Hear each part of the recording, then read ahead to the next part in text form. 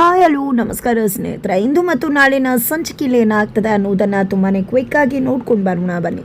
ಇಲ್ಲಿ ಅಮ್ಮಮ್ಮ ಮನೆಗೆ ಬಂದಿದ್ದಾರೆ, ಆದರೆ ಒಳಗಡೆ ಹೋಗೋದಕ್ಕೆ ಹಿಂಚಿರಿತಿದ್ದಾರೆ. ನಮ್ಮ ಸಿದ್ದು ಮುದ್ದು ಇವತ್ತು ಈ ಕಷ್ಟದಲ್ಲಿದ್ದಾರೆ. ಜೊತೆಗೆ ಶಾರದಾನು ಕೂಡ ಮನೆಯಿಂದ ಹೊರಗಡೆ ಹಾಕ್ಬಿಟ್ವಿ.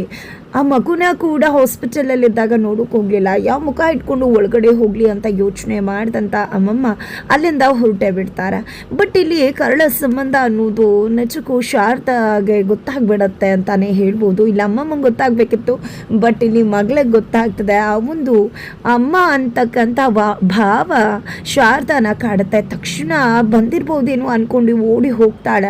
ಕೊನೆಗೂ ವಾಪಸ್ ಹೋಗ್ತಿರೋ ಅಮ್ಮಮ್ಮನ ನೋಡಿದ್ದೆ. ಅಮ್ಮ ಎಲ್ಲಿಗೆ ಹೋಗ್ತಿದ್ರ ನೀವು, ಒಳಗಡೆ ಬರ್ದೆ ಅಂತ ಹೇಳಿದ ತಕ್ಷಣ ನೋಡಿದ್ದೆ ಮಗಳನ್ನ ಅಪ್ಕೊಂಡು ಬಿಡ್ತಾರೆ. ಸ್ವಂತ ಮಗಳು ಅಂತ ಗೊತ್ತಿಲ್ಲ, ಆದರೆ ಮಗಳಿಗಂತ ಹೆಚ್ಚಾಗಿ ಪ್ರೀತಿ ಮಾಡ್ತಾರೆ ಅಮ್ಮಮ್ಮ ಅಂತಾನೆ ಹೇಳ್ಬೋದು. ತದನಂತರ ಮನೆ ಕರ್ಕೊಂಡು ಬರ್ತಾರೆ. ಆ ಮೊಮ್ಮಗುನ ನೋಡಿ ತುಂಬಾ ಪ್ರೀತಿಯಿಂದ ನನ್ನ ಮುದ್ದು ಅಮ್ಮಮ್ಮ ನಿನ್ನ ಹಾಸ್ಪಿಟಲಲ್ಲೇ ನೋಡೋಕೆ ಬರಬೇಕಿತ್ತು, ಸಾರಿ ಅಂತ ಹೇಳಿ ಮುದ್ದು ಮಾಡ್ತಾರೆ. ತದನಂತರ ನಿಜಕ್ಕೂ ಕೂಡ ಮಾವನಿಗೆ ಆಗಲಿ ನಮಗಾಗಲಿ ನೀನು ಮನೆಯಿಂದ ಆಚೆ ಹೋಗಬೇಕಿದ್ರೆ ಮಗುಗೆ ಹುಷಾರಿಲ್ಲ ಅಂತ ಹೇಳಿದ್ದನ್ನು ನಾವು ಯಾರೂ ನಂಬಲಿಲ್ಲ, ಸುಳ್ಳು ಅಂತ ಅಂದ್ಕೊಂಡ್ವಿ. ಬಟ್ ಆಮೇಲೆ ಗೊತ್ತಾಯಿತು ಅದು ನಿಜ ಅಂತ. ಈಗಲೂ ಕೂಡ ಮಾವ ತುಂಬಾ ಕೊರಗ್ತಿದ್ದಾರೆ, ಮೇಲ್ನೋಟಕ್ಕೆ ಹೇಳ್ಕೊತಿಲ್ಲ ಅಷ್ಟೇ. ನಿನ್ನ ಬಗ್ಗೆ ಇನ್ನೂ ಕೂಡ ಕೋಪ ಸಿಟ್ಟು ಕೂಡ ಹಾಗೆ ಇದೆ ಅಂತ ಹೇಳ್ತಾರೆ. ತದನಂತರ ನಮ್ಮಿಂದ ನಿಮಗೆ ತುಂಬಾ ಹರ್ಟ್ ಆಗಿದೆ ಅಂತ ಕೂಡ ತಿಳಿಸ್ತಾರೆ.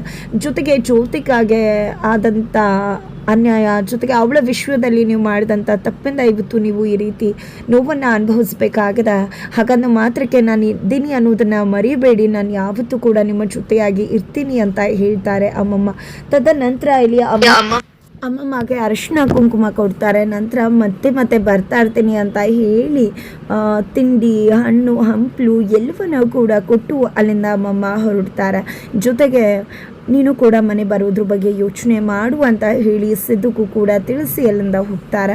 ನಂತರ ಇಲ್ಲಿ ಸಿದ್ದು ಮನೆಗೆ ಬರ್ತಿದ್ದಾಗನೇ ಶಾರದಾ ಇವ್ದು ಬಾಕ್ಸನ್ನು ತೆಗಿತಿರ್ತಾರೆ. ತೆಗಿಯೋಕ್ಕಾಗದೆ ಡ್ಯಾಶ್ ಹೊಡೆದ್ಬಿಡ್ತಾರೆ. ನಂತರ ಅವರಿಬ್ಬರು ಡ್ಯಾಶ್ ಬಗ್ಗೆ ಮಗು ಮತ್ತೆ ಡ್ಯಾಶ್ ಹೊಡೀರಿ ಕೊಂಬರುತ್ತೆ ಹಾಗೆ ಹೀಗೆ ಅಂತ ಮುದ್ದಾಗಿ ಮಾತನಾಡುತ್ತಾ ನಂತರ ಇಲ್ಲಿ ಮಗುವನ್ನು ತುಂಬ ಪ್ರೀತಿಯಿಂದ ಸಿದ್ದು ನೋಡ್ಕೊತಿದ್ದಾರೆ. ಅದನ್ನು ನೋಡಿದ್ದೆ ಶಾರದಾಗೆ ಖುಷಿ ಆಗುತ್ತೆ. ನಂತರ ಬಟ್ಟೆ ತೊಳಿಯೋಕೆ ಅಂತ ಹೊರಗಡೆ ಬಂದು ಬಟ್ಟೆ ತೊಳಿಬೇಕಿದ್ರೆ ಏನ್ರಿ ಇಂಡಿಯಾ ಮ್ಯಾಪನ್ನೇ ಬಿಡಿಸ್ಕೊಂಡು ಬಿಟ್ಟಿದ್ದೀರಾ ನೋರಿಯಲ್ಲಿ ಮುಖದ ಮೇಲೆ ಅಂತ ಹೇಳಿ ಅವರಿಬ್ಬರ ನಡುವೆ ಒಂದು ಪ್ರೀತಿಯ ನೋಟ ಉಂಟಾಗ್ತದೆ ಅಂತಾನೆ ಹೇಳ್ಬೋದು. ಇದರ ನಡುವೆ ಮನೆಗೆ ಜ್ಯೋತಿಕಾ ಎಂಟ್ರಿ ಕೊಟ್ಟು ಹಂಗಾಮ ಮಾಡ್ತಾಳೆ ಅನ್ನೋದನ್ನ ಕಾದು ನೋಡ್ಬೇಕಿದೆ.